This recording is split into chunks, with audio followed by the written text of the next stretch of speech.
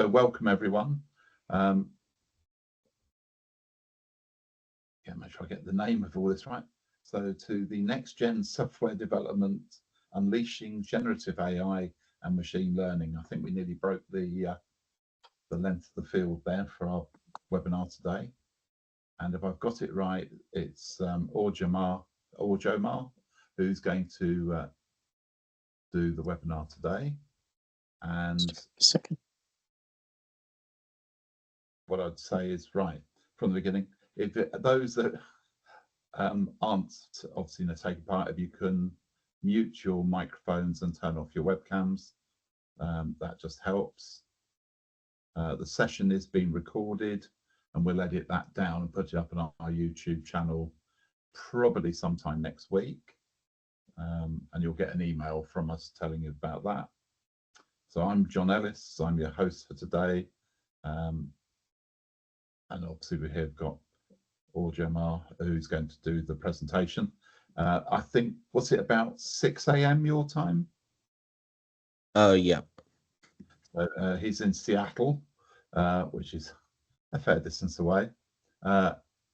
He's a software development engineer at Amazon at their headquarters in Seattle, and he specializes in creating cutting-edge platforms for AI and machine learning. And he focuses on developing advanced software solutions that enhance the capabilities of Amazon devices. I'm sure he'll explain a bit more about that. Driving innovation and improving customer experiences. It works in demand forecasting, which I'm sure is very interesting there, ensuring that the customers then receive their products efficiently and reliably. He's been recognized with numerous awards, which is always nice for IAP members. The Times Power Icons 2024 Award, the Global Achievers Award, and NASA's People Choice Winner Award. He's also a researcher and author, and has published several research papers and co-authored a book on design thinking in software and AI. And his work has not only been featured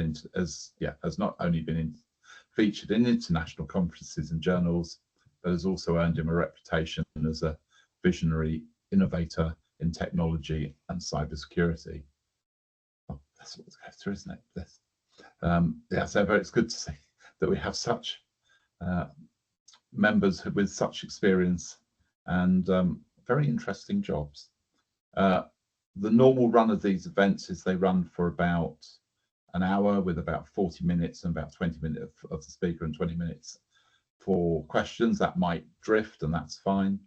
And as people join, I will sort of message them just to say, please turn off their microphones, because it does tend to give feedback sometimes. And also, if you've got your video on, it slows the speed down. So I will hand it over to your good self, and I will take myself out of the picture. Okay, thank you, John, for the introduction. Yeah, I think I can start with today's webinar. So welcome everyone. Today we will be discussing a very interesting topic. Let me share my screen very quickly.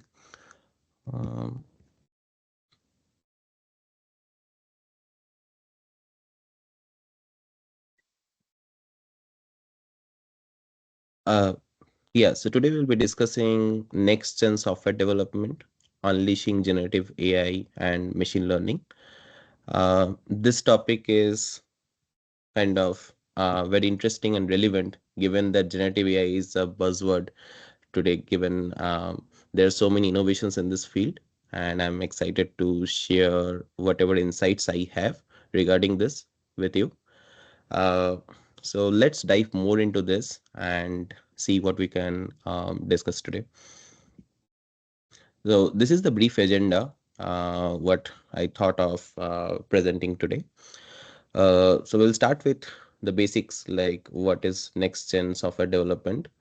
We will not go into much technical depth. Rather, I'm planning to discuss more kind of examples to make the presentation interesting for everyone.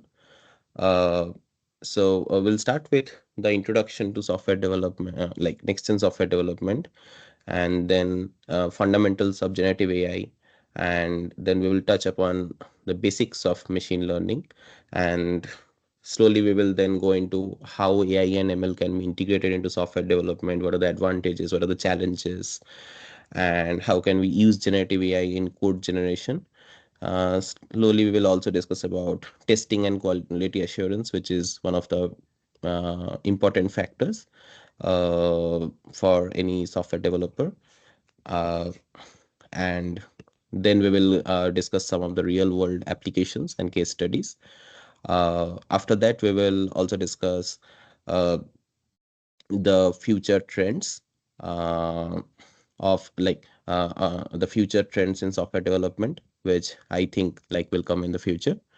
And then we can discuss little bit about what are the best practices for adopting AI, because yeah, we keep hearing this term that AI can be dangerous, AI can take the jobs of multiple people.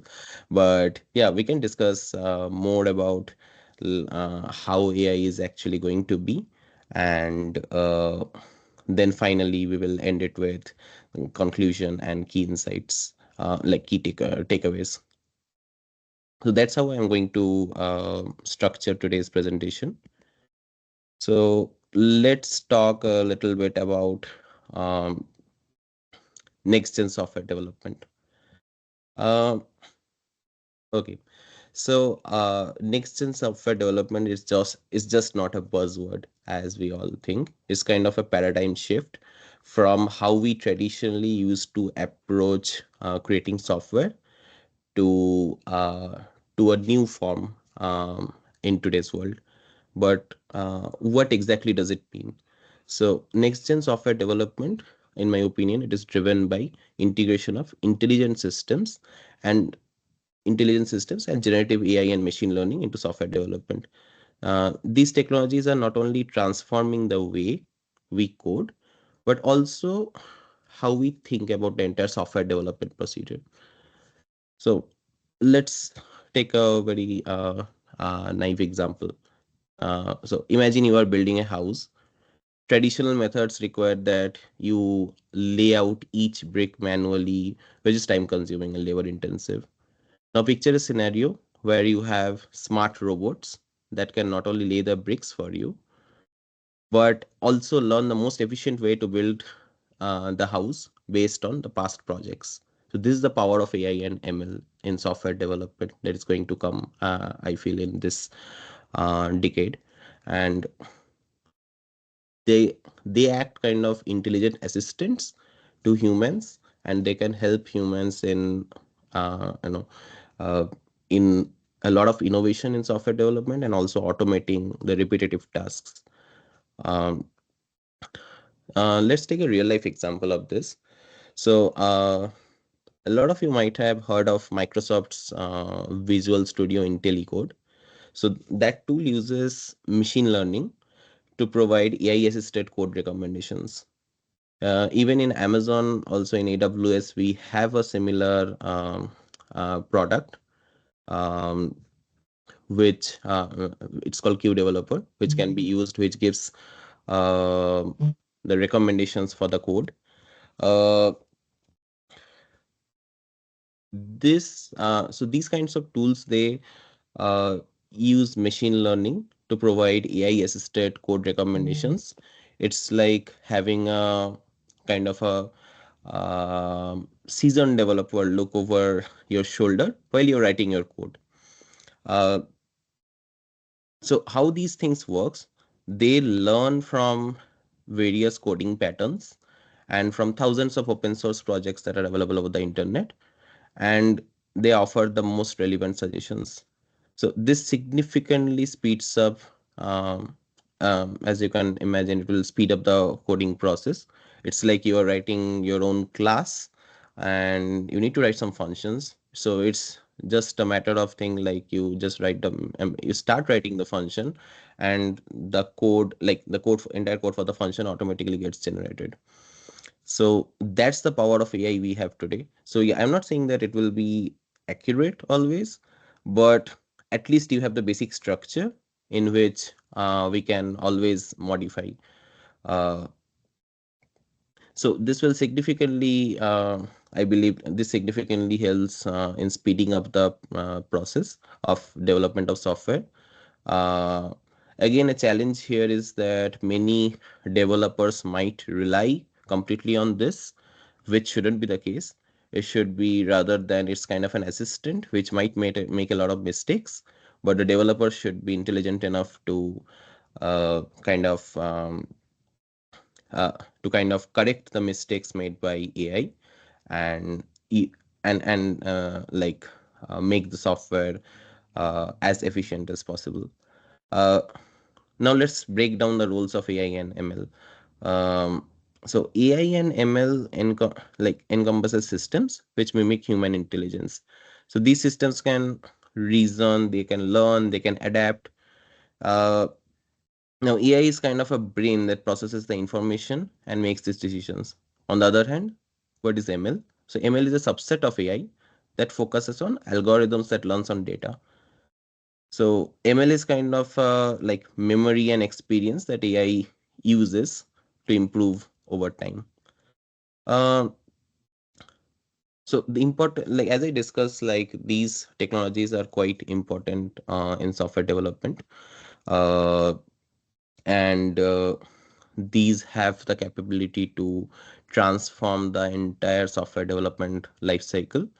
Uh, by enabling the faster delivery and also like improving the user experiences. Uh, uh, I can give another example. So at Google, like AI and ML are deeply integrated into their development process. Like one of the interesting applications that not only Google but also like the major software companies do is using AI for their bug prediction system. And I remember there is a similar AI based bug prediction system. I don't recall the exact name, but it's by Meta and it's available even open source. Uh, so these are some things that gives us a kind of hang of how the next gen software development will look like, and it is already is already there. Um, let's go to the fundamentals of generative AI. So, generative AI, as it has become very popular, and I'm sure that all of us know that it's kind of a game-changing technology that is not just reshaping software development, but also kind of revolutionizing other industries as well. So, I'll again just touch upon that. What exactly is generative AI? So generative AI is kind of like these refers to algorithms that are capable of creating new content, and that content can be anything. Like it can be text, it can be code, it can be music, it can be art. So it can be just anything. And how it does that by learning the underlying patterns and structures from existing data sets. And the internet today is like kind of full of data sets. So and they often use deep learning techniques for that. So let me think of an example. uh, So yeah, have you ever used a filter on Instagram or Snapchat that turns your selfie into a work of art? So that's kind of a generative AI in action. These filters, they would be using like algorithms that are trained on thousands of pieces of like art to transform how you look, yeah, or any kind of photo into something. Um, Now let's discuss some about the key technologies behind generative AI. So the key technologies behind generative AI, as most of us might know already, will are GNs, that the generative adversarial networks, and VAEs, that's variational autoencoders. Uh, these might sound like complex terms, but they have like for those who have not heard it earlier, but they have like very fascinating applications. Excuse me. So GNs are used to create like an example, GNs are used to create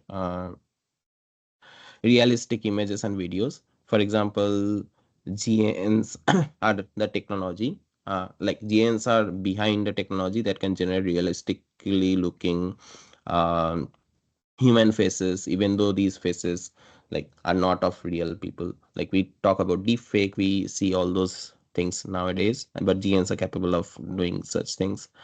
uh, Even Nvidia has used GNs to create like very realistic images of humans, landscapes, and even kind of objects. So this technology is so advanced that sometimes it is even hard to differentiate between the actual photograph and the generated one. So GNs work through a process that involves two neural networks. One is the generator and another is the discriminator. The generator is the one which creates the new data, while the discriminator evaluates it. Uh, Now, this adversarial process continues uh, until the generator produces highly realistic outputs and the discriminator. So basically, the generator tries to create the outputs and the discriminator is trying to distinguish it from real data. So as long as the discriminator can distinguish it very clearly from the real data, the generator will keep on improving. Once that's done, uh, once the discriminator cannot distinguish, I mean, it can no longer distinguish from real data, then we know that the generator has already produced a highly realistic output. On the other hand, for VAs, they are used more for creative tasks like generating music or generating text. So they learn the underlying structure of the data, and they can produce new data points that are similar, uh, but still they are original. So one example that many of us know is OpenAI's GPT. So Chat GPT, that's very like that's a remarkable example of generative AI. It can write essays, it can generate code, and it can even compose poetry. Uh, so applications of let's talk about the applications of generative AI now across different industries. Uh, so we discussed, I mean, till now we discussed mostly on generating content, but the applications of generative AI go far beyond just generating content. So let's talk about the medical field. So in the medical field, researchers use generative AI to design new drugs by predicting how different molecules will interact. So this can accelerate the drug discovery process, and it has also the potential to bring new treatments to market much faster. We can also think about a potential in the entertainment industry. So imagine a future where movies are co-created with AI, where AI can generate like realistic CGI characters and even contribute to the script writing process. So understanding generative AI is essential to understand, like, to appreciate its impact. Uh, but yeah, that's what the message I want to convey over here is that like these algorithms are not just tools, but they are more kind of collaborators which enhance the human creativity and productivity. Excuse me. So let's go to the basics of machine learning. uh, I'm sure that most of us already know that, but still I'll touch for those who might be just not much aware of that.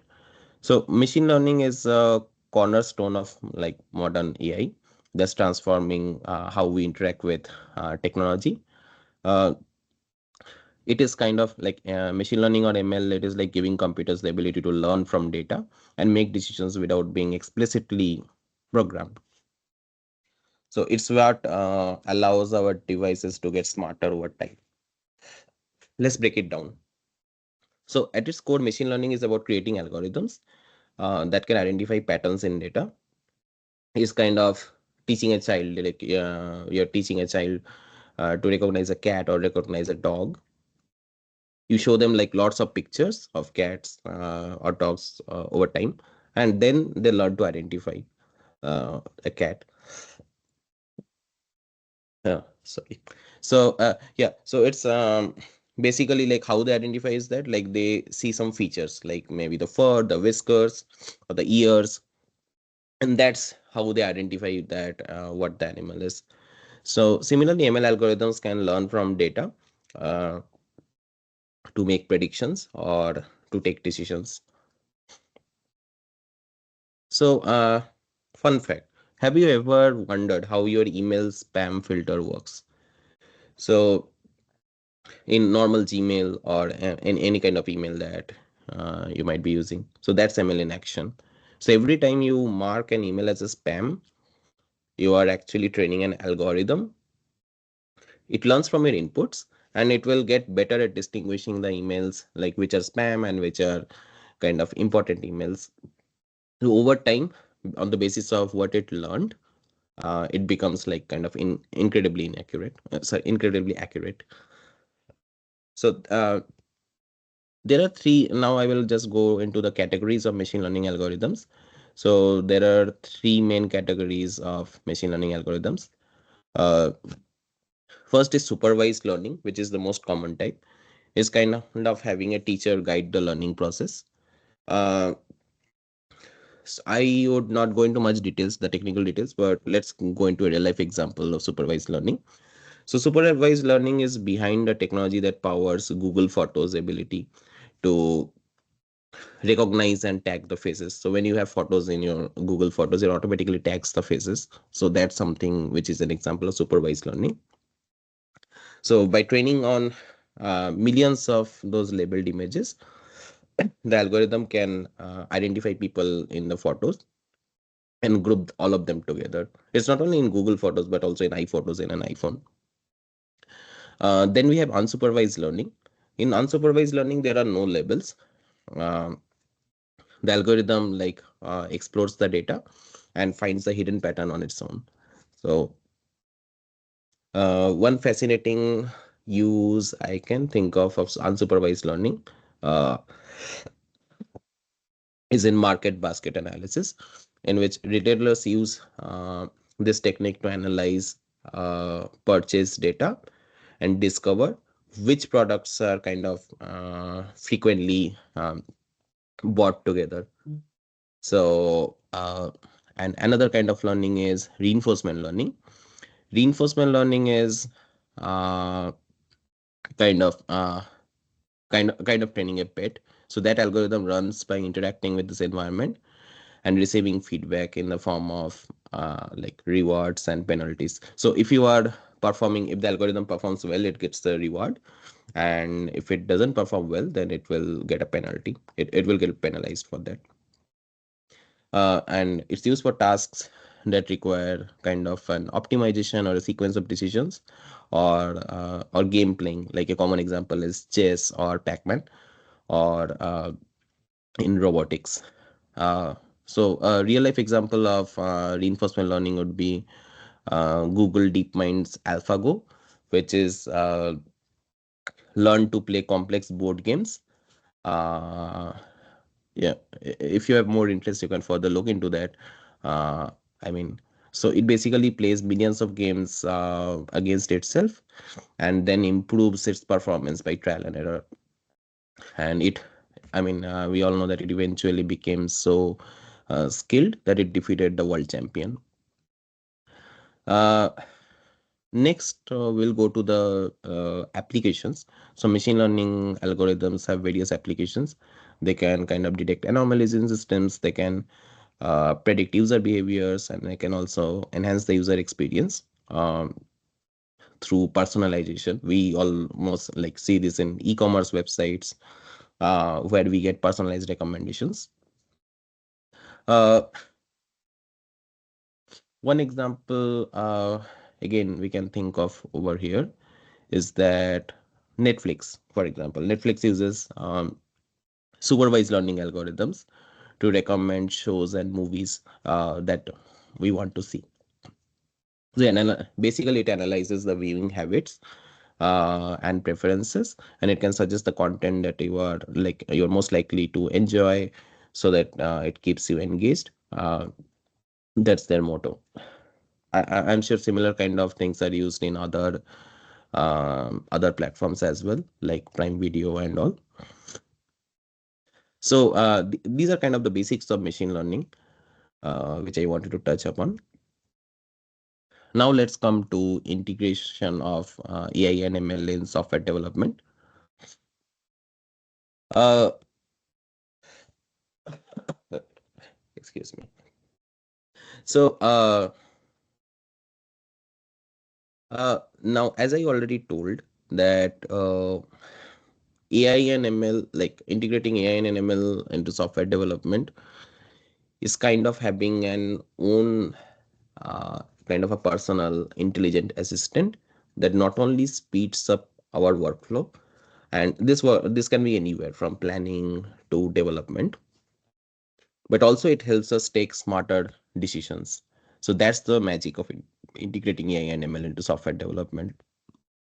So let's start with the planning phase. Uh, Traditionally, gathering requirements and then defining specifications can be a very tedious process. Like we all software developers know that. But with AI, we can analyze all these vast amounts of user feedback and market data to identify the trends and requirements much faster. And also, we can process a lot of customer reviews and support tickets and also social media comments about a particular product to have a kind of summary of what are the common pain points or issues that the customers are facing, and that might also be discussed with the product team to kind of include in the requirements. So Spotify uses AI to analyze the user feedback and listening habits. Even in Amazon.com also we see that it uses AI to give a summary of the user feedback about a particular product nowadays. So this data helps basically the user or uh, even the firm or the company understand that what features users actually want, leading to development of like new functionalities um, uh, as per the interest in the market. Next, let's go to the design phase. In the design phase, AI and ML can optimize system architecture uh, based on historical data. For example, AI can suggest kind of the best database schema for a given application by analyzing similar projects. So, yeah, let's say that we are working on some project and and we take the help of AI to give us few suggestions about the best database schema that is possible for that project. So this will not only save time but also reduce uh, any kind of chances of design flaws that we can have. So one similar example that can be there is Autodesk's Dreamcatcher. So it's kind of a generative design tool that uses AI to create thousands of design options based on the given parameters. Uh, Engineers can then choose the best design, which is like more innovative and efficient than what earlier it used to happen, like manually human generated designs. Next, when we move to the coding phase. So in coding phase, like AI really shines. We already talked about few of the innovations that have been there by Meta, by Google, and also by Amazon. Now let's talk about one example by GitHub. So there are AI-powered tools like GitHub Copilot that can assist developers in the same way by suggesting code snippets, and even they can also write the entire functions as they are typing it.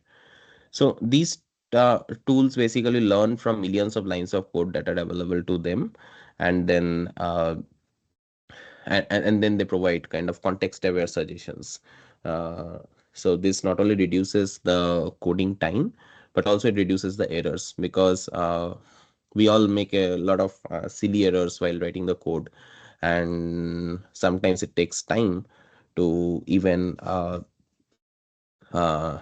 like to even uh, debug those things. So that's how it helps.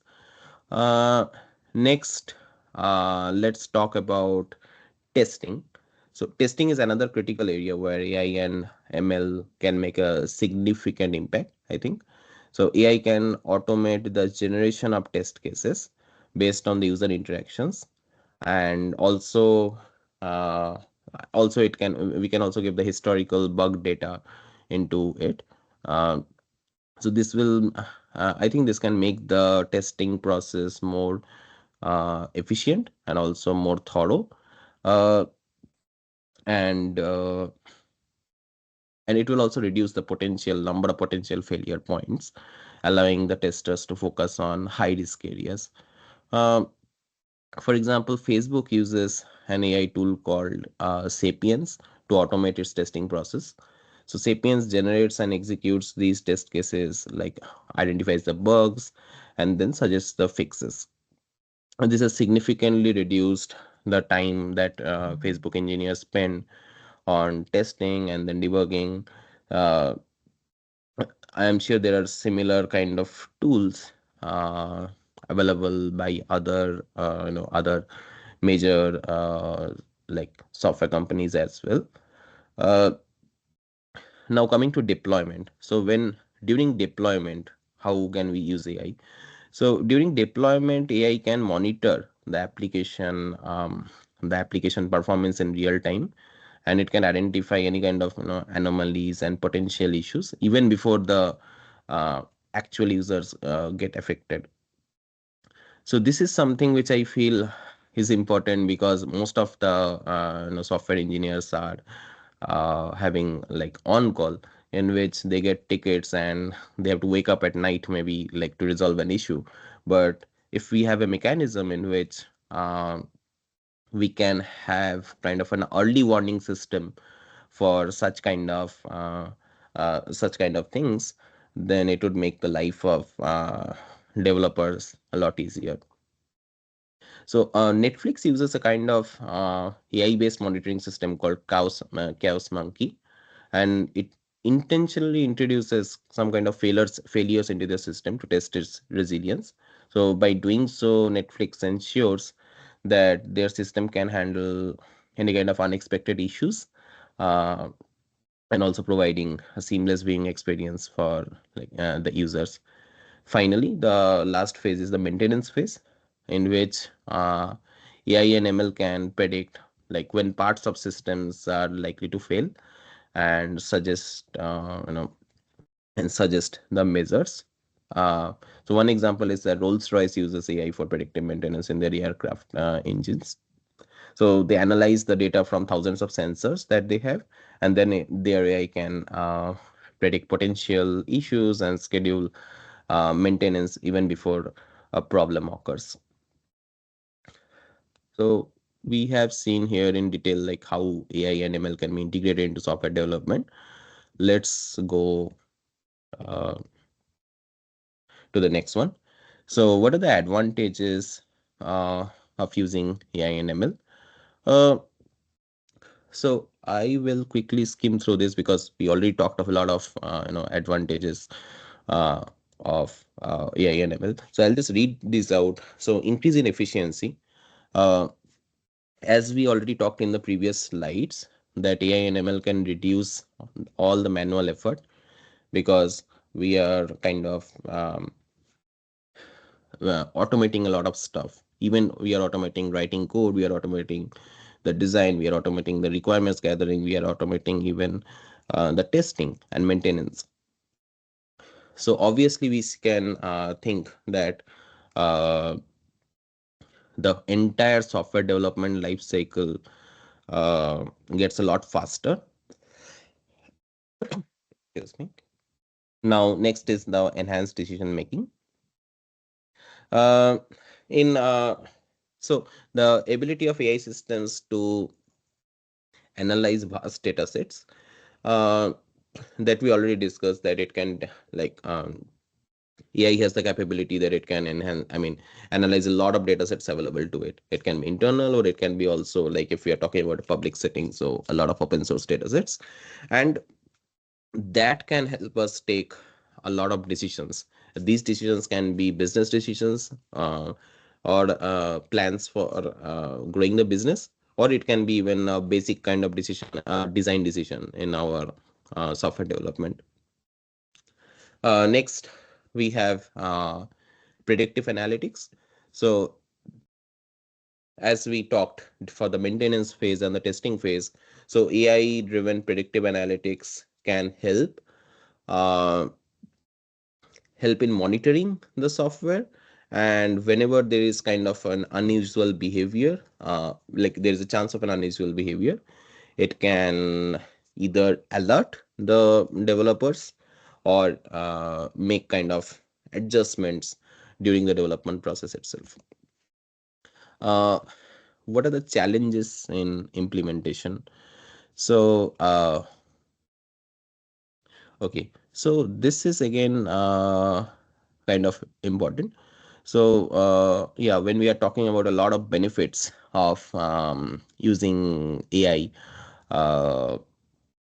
in our software development, but at the same time there are a lot of challenges. So three challenges which I have discussed over here are data quality and availability, privacy and ethical concerns, and the accumulation of technical depth. So let's talk one by one on that. uh, so data quality and availability. uh, okay, so data quality and availability are kind of crucial for the success of AI and ML applications. Not only AI and ML application, it's kind of something that is like of prime importance in any kind of application, any kind of software applications. So poor or biased data sets can lead to kind of inaccurate models, and they can also limit the technology's effectiveness. Because we can end up taking up wrong decisions because of some biased data sets. One example that I can give is like a few years ago, I don't recall exactly when, maybe somewhere around 2018. So Amazon scrapped a kind of AI recruitment tool that they had developed. And I remember there was a news article in Reuters about that, because it was found that it is biased against women. So the model had been like trained on resumes submitted over a 10-year period, which like predominantly came from men. That's why it was more biased towards men. So we have to take care that these biases don't come, and like the data set on which it is trained is kind of non-biased. And that's why this, like this highlights the importance of data quality and also the diversity of data. Next is the privacy and ethical concerns. So privacy and ethical concerns regarding like handling and consent, these must be like addressed with robust compliance measures. Ensuring that like data is collected, stored, and used ethically is very essential in today's world, especially when we have those kind of a lot of kind of regulations and compliance in various countries in place. So and also for maintaining the user's trust, because if I am giving my data to someone, I also want to make sure that that data is being used in a compliant way, and my privacy is not being hampered in any way. So uh, that's another thing. And the third is the accumulation of technical debt. So the rapid adoption of AI solutions, like as we can see in this decade, that can lead to technical debt as well, where kind of short-term decisions may compromise the long-term software quality and the maintainability of the software. So organizations, I feel, they must balance the need for quick implementation with also but they should also keep in mind the importance of sustainable development practices.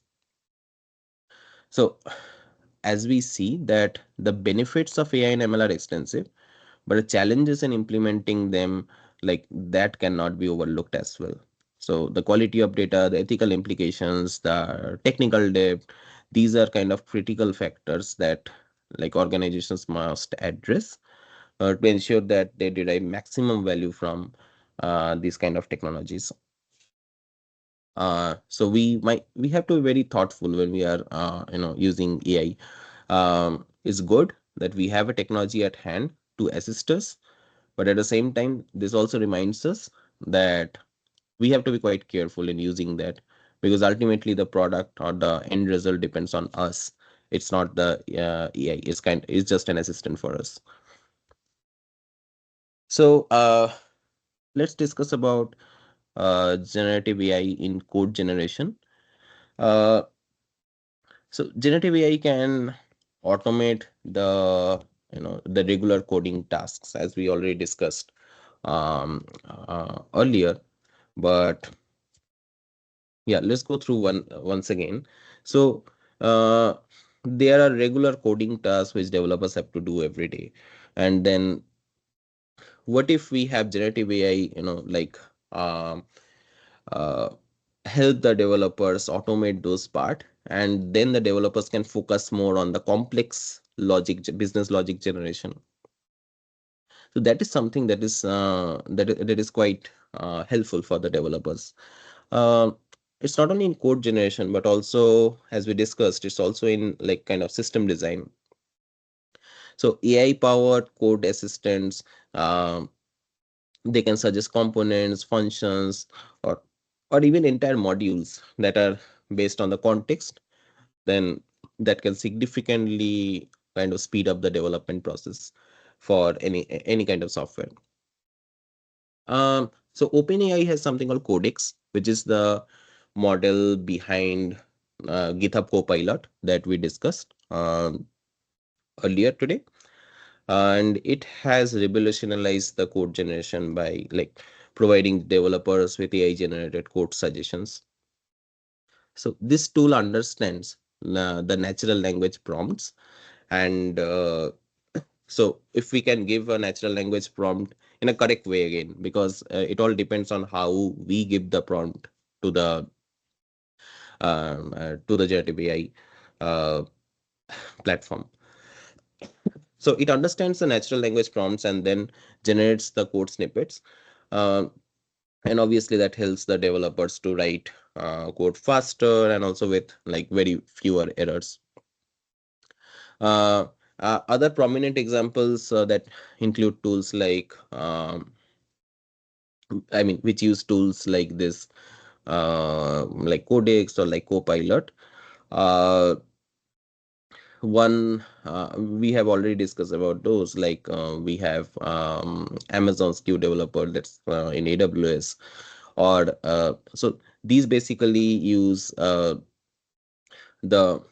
mostly at the basic level they use the same kind of natural language processing to understand and then generate the code snippets.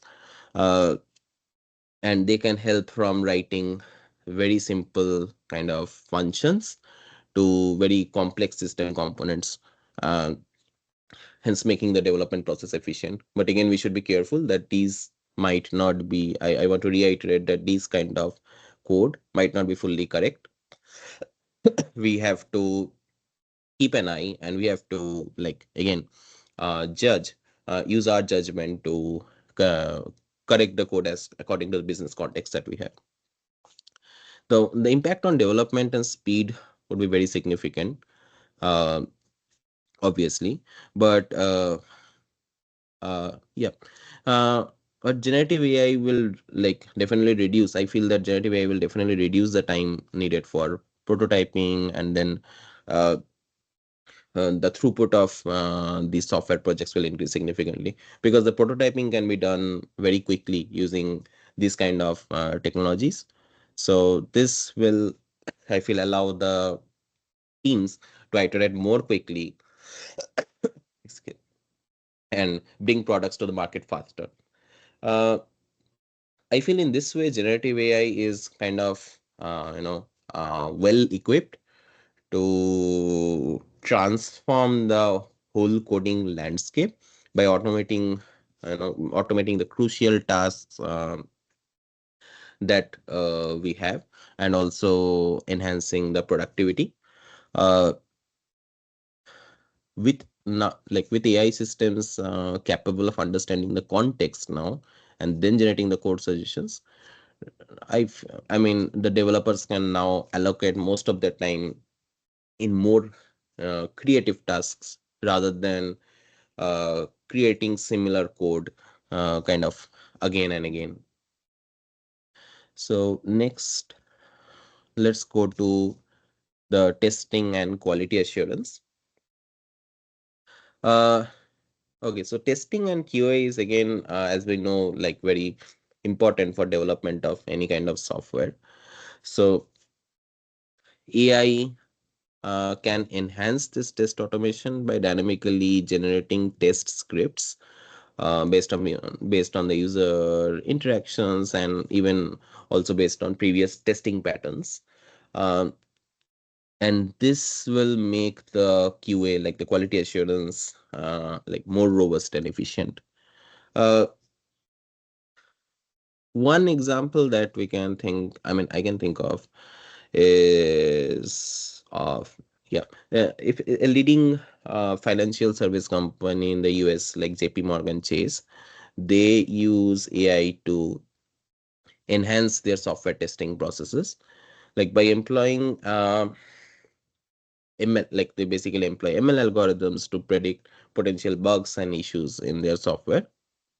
And this is not the this is not, I just took one example because I was just talking to a friend in that company maybe last month. But this is the very common tool being used across all companies, that we use AI based tools or ML based tools for kind of bug detection, and that helps to uh, identify the bug, that helps the developers to identify the bug, and then kind of resolve that even before pushing the code to production, or even pushing the code for review, I would say. uh, Now we have AI driven testing tools such as Testim. We have apply tools. These incorporate machine learning algorithms that can predict potential failure points in the applications.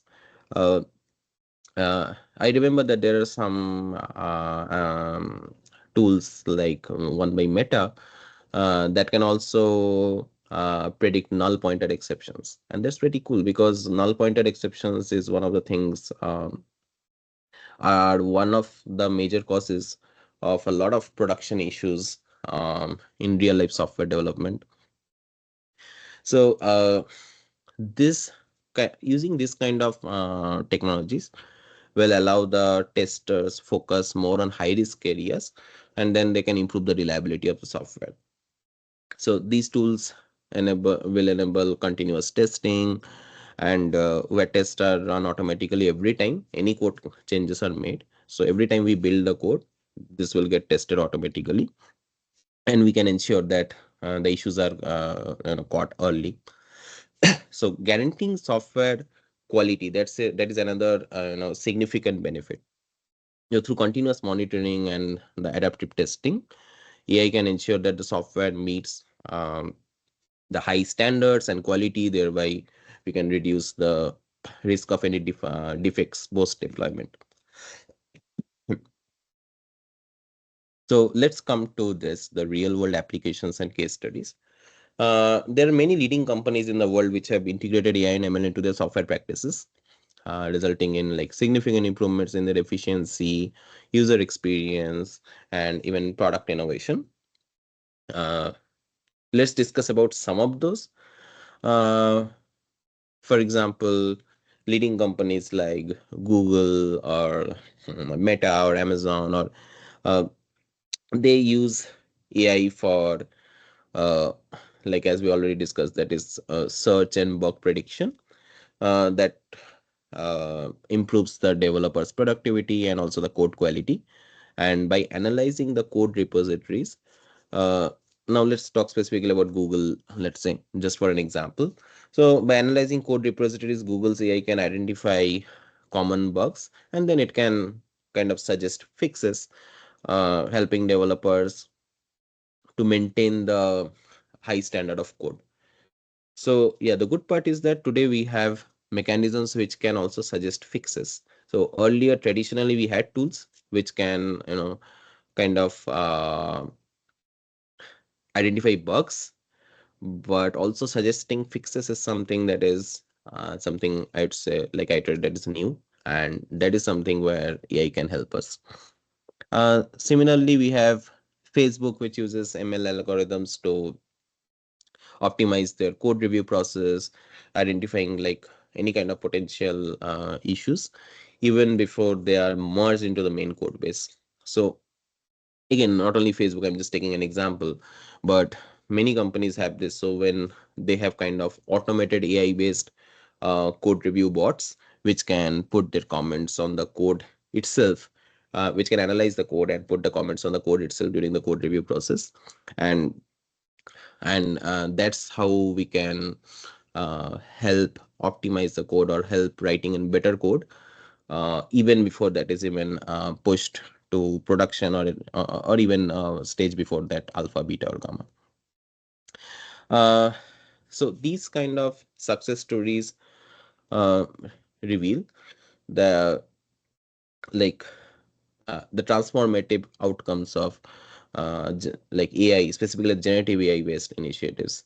So again, in the beginning today, we discussed that Netflix uses machine learning to personalize the content recommendations. Even same for any kind of e-commerce website, they use machine learning to give personalized recommendations, and that significantly improves the user engagement. That is something we all have experienced, like it when we open Netflix.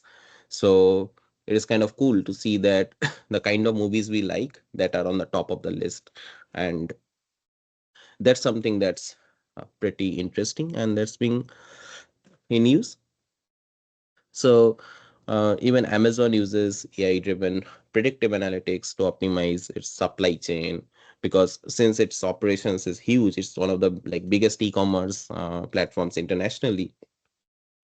So it uses AI heavily. It relies on AI heavily to optimize the supply chain, like and also the inventory, and so hence reducing cost, and also the super fast delivery times that we get. So we get a guaranteed delivery time on Amazon. That's how uh, that's how AI helps today. Uh, Again, analyzing this. So I discussed few of the real world applications, and analyzing these kind of real world applications, I think provides us valuable insights into the best practices and like strategic approaches for effective adoption of AI. Now let's talk about the future trends in software development. So I think that emerging technologies like federated learning, and we have the XAI, that's the explainable AI, uh, that promise to kind of enhance the privacy, security, and interpretability in AI systems. Uh, and these also benefit the software development process as a whole. So federated learning allows models to be trained across uh, and across multiple devices without sharing the data. So that is something that takes care of privacy. And explainable AI aims to make AI decisions more kind of transparent and understandable, so that it improves the customer trust and also the adoption within the industry. So one example is that the healthcare industry that is kind of exploring like federated learning to improve the medical diagnostics, and they train the AI models on data from multiple hospitals without sharing any of the patient data. So that's how the privacy gets taken care, and still without affecting the privacy, healthcare providers can develop more kind of accurate diagnostic tools while maintaining the privacy of the patient. Now, coming to predictions for AI and ML, so experts forecast continued advancements, in AI and ML applications, uh, and that will lead to more autonomous software systems that will kind of just push the boundaries of creativity and functionality. Uh, these systems, I feel, would be capable of self-optimization, like learning from their own environments and also adapting to kind of new challenges without even human intervention. So one example that most of us would already know is in the field of autonomous vehicles, like those developed by Tesla and Waymo. They rely on advanced AI and ML algorithms to navigate and make decisions in real time on the road. And these vehicles, what they use the data from the sensors and the cameras that are like fitted on them to understand the environment, and they make the driving decisions on the basis of that, and they improve their performance over time. Uh, Next is the workforce impact. So I feel that integration of AI and ML will reshape the workforce, like emphasizing that there is a need for new skills and kind of fostering collaboration between human and AI systems. But as I said, AI is kind of I feel AI is kind of an assistant to humans, where humans have to learn how to exist in this kind of ecosystem together with AI to make or invent innovative technologies. So this kind of shift will definitely create new roles based on managing and optimizing these AI systems, uh, and the traditional ones still remain, I feel. Uh, so let's go to the next one. Uh, yeah, so the best, yeah, we are almost in the end of the presentation. So let's talk about the best practices for adopting AI and ML. So successful adoption of AI and ML requires kind of good strategic planning, and then aligning the technology goals with the business objectives, and also a clear implementation roadmap. So organizations could start, I feel, with a pilot project to understand the technology's impact and scalability before even doing the full scale implementation. So one example is that we discussed a bit about it earlier also, but let's again reiterate it. So Rolls-Royce. So Rolls-Royce is kind of leader in aircraft engine manufacturing. They successfully adopted AI in ML by starting with pilot projects, and then they used AI to monitor their engine health and then predict the maintenance needs. Uh, and that will like kind of improve the operational efficiency and also reduce the downtime. uh, Second thing is training and skill development. So investing in training programs and skill development initiatives, I feel, is the key to empowering teams to use to I would say to leverage AI and ML more effectively into their tasks. So this is not only kind of technical training, but also it's kind of a continuous learning or on the job learning, where they learn that how to use AI as an assistant to help them in their day-to-day activities. So one example is that AT&T uh, has in the US, they have invested heavily in reskilling their workforce so that they are prepared for an AI driven future. So a lot of other companies are also doing that, and I feel that we should slowly go towards that, training the workforce. Next is commitment to continuous improvement.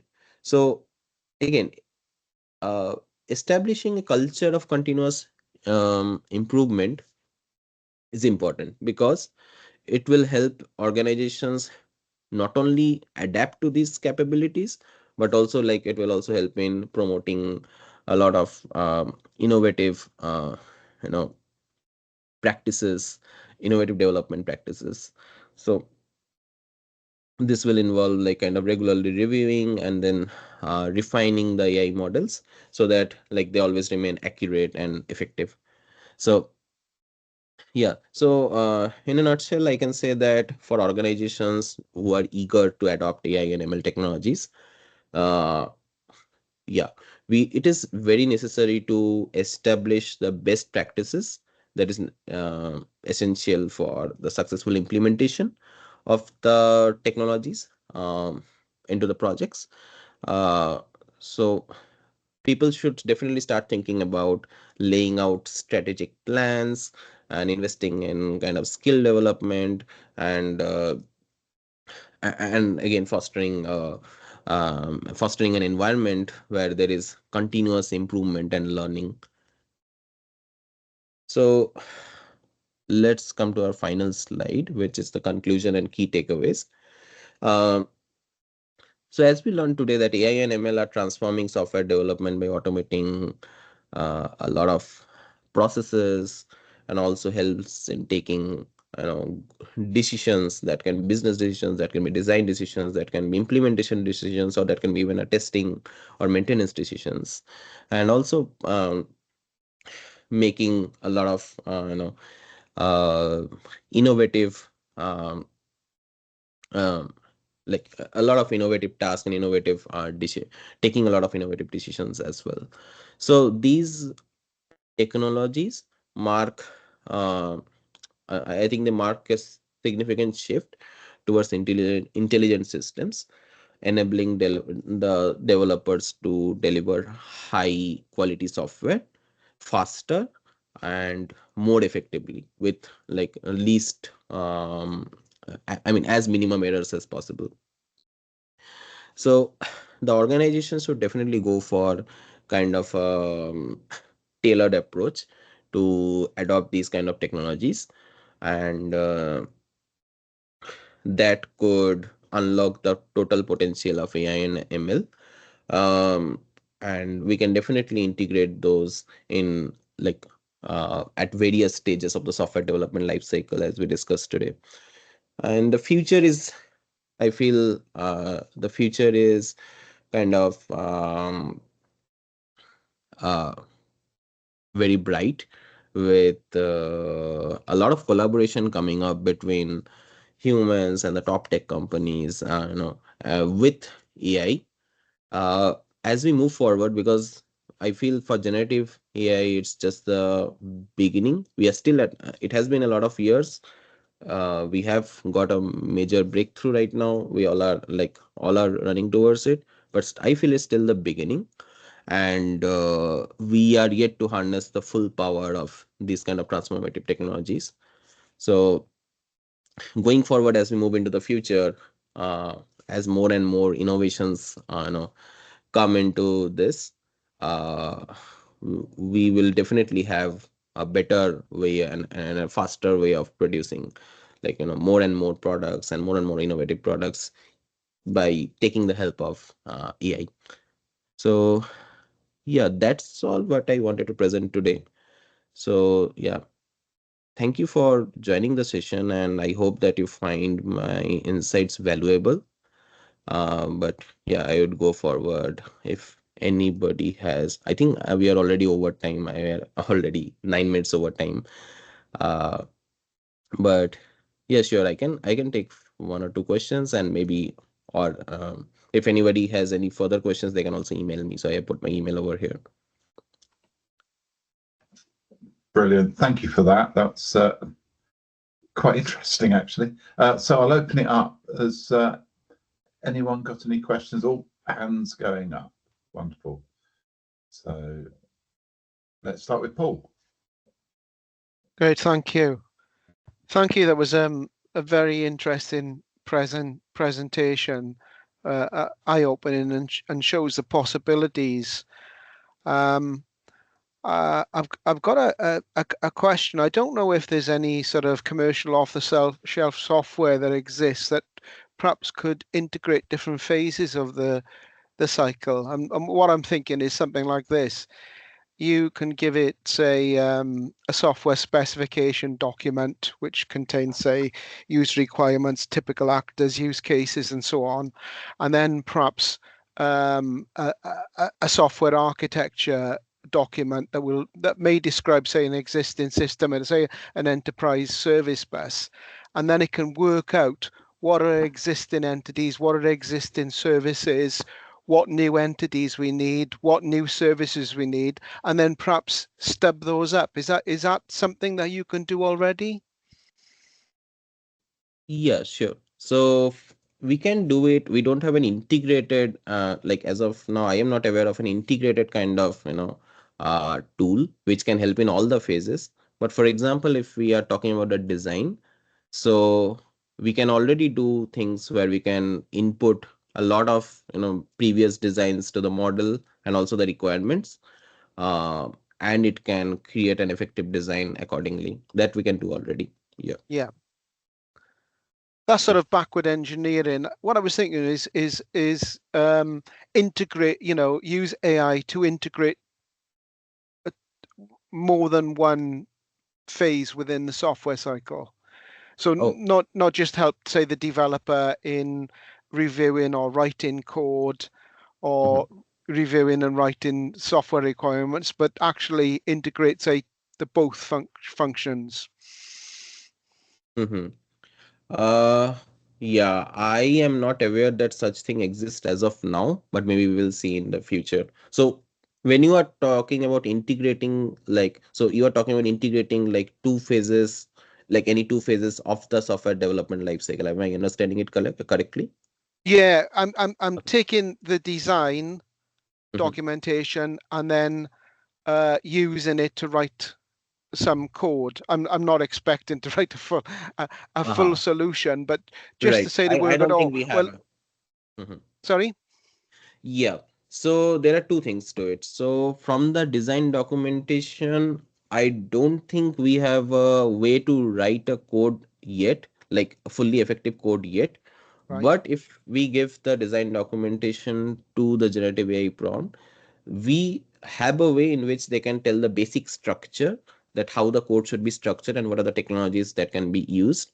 That can be done as of today, but we cannot, again, as I told, it's an assistant, so it can just tell you the basic structure for now, that okay, so if this is your design, then this is kind of the basic code structure that you can think of, and these are the kind of technologies which you can use. And then it's up to the developer, who has to give more kind of information for each of the stages, and then it will, I mean, the more information you give, the more output it gives. It's like that for now. Okay. Great, thank you. Anyone else got a question they'd like to ask? Adam, see you there. Oh yeah. I'm building a chatbot very soon, which is going to be used for kind of like people that want to do kind activities. So I'm thinking of feeding in documents around ethics and stuff like that. And I'm wondering whether it'd be best to use a RAG or sentence transformers for that. I didn't get your question. Can you just Oh, repeat it? okay. So it's a chatbot that's to be used for helping people do kind activities. Okay. So they want to do something good, a good deed. And I was thinking of putting in various documents that give solid foundations for ethics. I'm wondering whether feeding those documents in would be better to be used like RAG or a sentence transform or some other form of technology. Yeah, I have not. Yeah, go ahead. Yeah, I'm using Amazon Bedrock. Okay. This is kind of a very specific question to the kind of technology. And I have not used that yet, so yeah, I can't answer it right now. But All yeah, right, maybe I can get back to you. Yeah. Okay, cool. Awesome. Right. Anyone else got a question they'd like to ask? I think you've shocked them all. It's definitely quite interesting. I'm sure, as you said, if you want to ask any questions, the email address is there, and you can always send them a quick email. So in which case, I'd like to thank Aryyama for that, and thank you for everyone attending. A quick plug for those that don't know, but every first Thursday of the month, the IAP holds its DevCaf Rendezvous, which is a virtual coffee morning for those of us that work from home and sometimes just want someone to talk to. So I think that will be, if I'm not mistaken, a week, next Thursday first. So if anyone's interested, there are emails around. You probably have them, but just a quick reminder. And obviously we've recorded this today. We'll re-edit it, cut it down, and post it to our YouTube